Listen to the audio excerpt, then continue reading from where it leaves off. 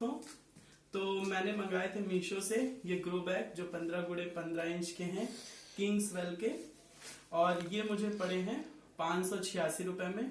तो आप जैसा देख सकते हैं, अभी तक मैंने इसे खोला नहीं है, तो आइए इसकी अनबॉक्सिंग करते हैं।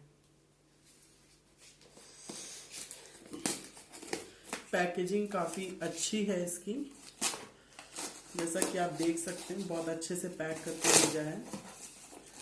और देखते हैं कि प्रोडक्ट कैसा होगा, क्योंकि जो मेन मतलब है हमें वो तो प्रोडक्ट से ही है।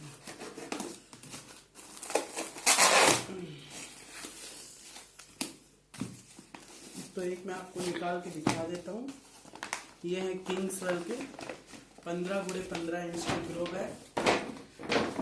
साइज काफी अच्छा आया है और प्रोडक्ट क्वालिटी भी जो है वो बहुत अच्छी है। एक, ये दो, ये तीन, ये चार, ये पांच और ये 6।